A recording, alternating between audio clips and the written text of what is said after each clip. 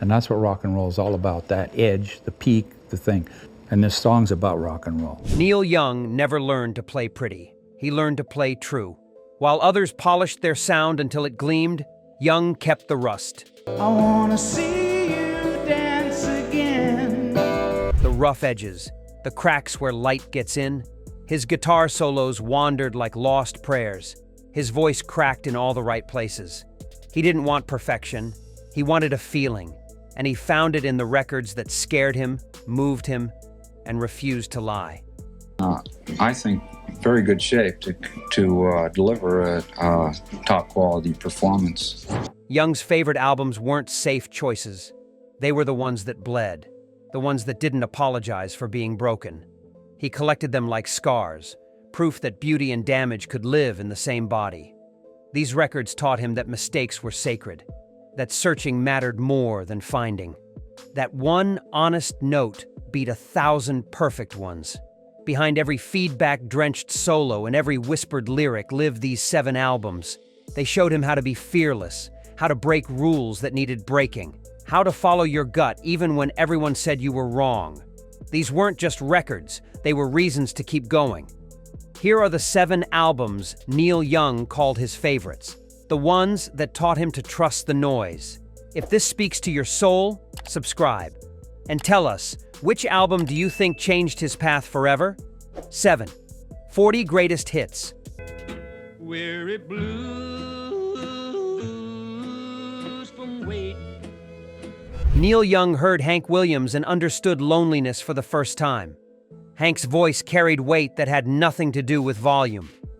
He sang about heartbreak like he'd invented it, about drinking and leaving and trains going nowhere. Young, growing up in Canada with folk music in his blood, heard something ancestral in Hank's songs, something older than rock and roll, something true before truth had a sound. It's a very special guitar. Yeah, it used to belong to Hank Williams. That just blows me away. Yeah, me too. I'm so lonesome I could cry. Didn't need explanation. You felt it in your bones. Your cheatin' heart told the story everyone knew, but nobody wanted to admit. Hank Williams sang plainly, simply, with a crack in his voice that made you believe every word. Young learned that you didn't need to complicate pain. Just say it straight and let it hurt. What destroyed Young was Hank's honesty. No metaphors to hide behind, no studio tricks, just a man, a guitar, and feelings too big to hold inside. Hank died young, burned out at 29, but his songs lived forever because they told the truth. Young carried that lesson his whole career. Don't pretty it up. Don't sand down the edges. Let people hear the break in your voice. Later, when Young wrote Helpless or sang Only Love Can Break Your Heart, Hank Williams was standing right behind him, teaching him that country music and rock and roll both came from the same place, the human heart when it can't lie anymore. 6. The Freewheelin' Bob Dylan. Till she started peeling off her onion gook. She took off her wig, said, how do I look? Young heard Dylan and realized words could be weapons. The Freewheelin' Bob Dylan came out in 1963 and it didn't sound like anything else. Dylan sang like he didn't care if you liked it. His voice was sharp, nasal, completely his own. He wrote songs that asked hard questions and didn't wait for answers. Young was still a teenager playing in Canadian bands, but this album showed him that music could matter beyond the dance floor. Really emotional, not very technical. So I like that. Gives me a chance to express myself. Blowin' in the Wind asked questions the world didn't want to face. A Hard Rain's a Gonna Fall painted pictures of the apocalypse in poetry.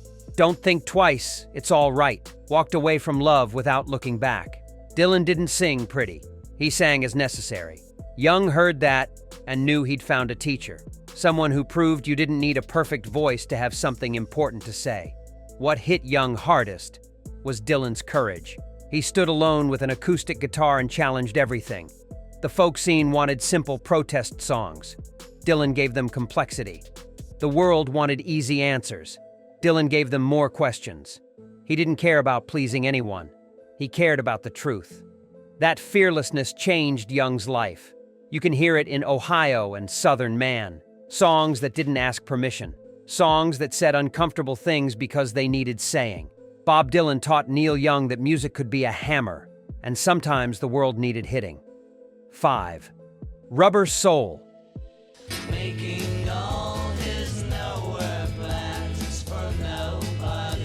Neil Young watched the Beatles grow up on Rubber Soul. Released in 1965, this album caught them between screaming fans and artistic hunger. They weren't boys anymore.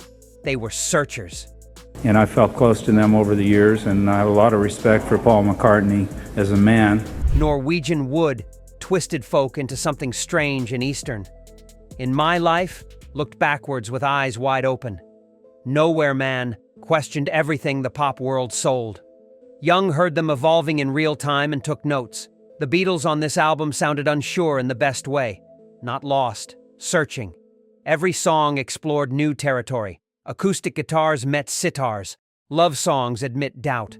The harmonies were still beautiful, but now they carried weight. Young loved that they didn't stay safe.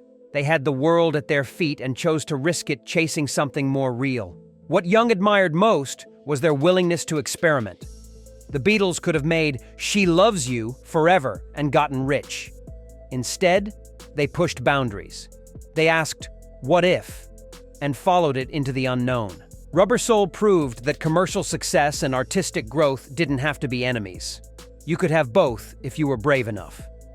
Later, when Young made albums like Harvest, and then immediately followed with Time Fades Away, he was channeling this lesson.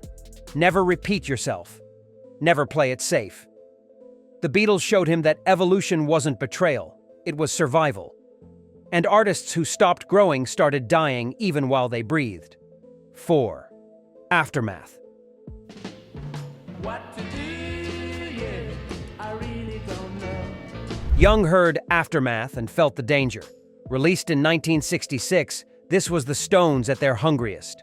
Before the fame got too heavy, before the drugs took their toll. This was raw rock and roll with blues in its blood and anger in its throat. It was a beautiful song. For some reason, it really got to me.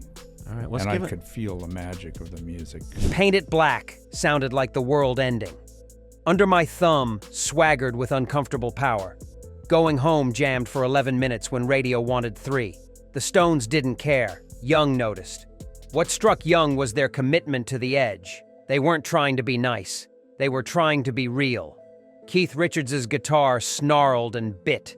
Mick Jagger sang like a man who'd seen too much and wanted more anyway. Brian Jones added colors nobody expected. Sitar, marimba, dulcimer, making rock and roll strange and beautiful. Young loved that combination. Danger and experimentation married together. The Stones on Aftermath took risks that could have failed spectacularly, but they committed fully.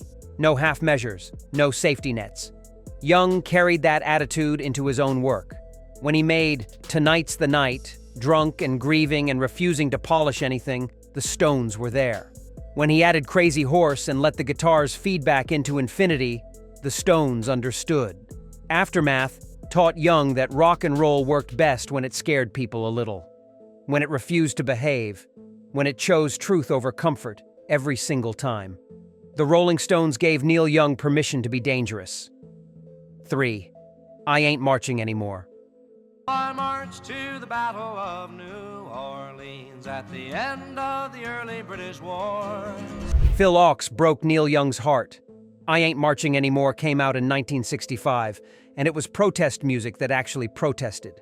Not polite, not safe, angry and clear and unafraid. Ochs sang about war, racism, and hypocrisy with a voice that shook with conviction.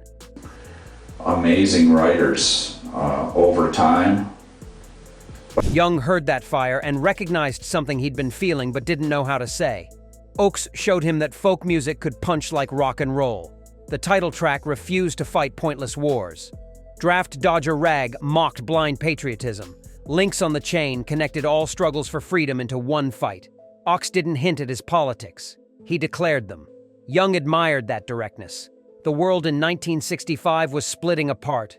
Vietnam, civil rights. Ochs picked a side and sang about it without apology. What moved Young most was Ochs's commitment. He knew these songs might end his career. The radio wouldn't play them. Parents wouldn't approve. He sang them anyway because silence felt worse than consequences. Young learned from that.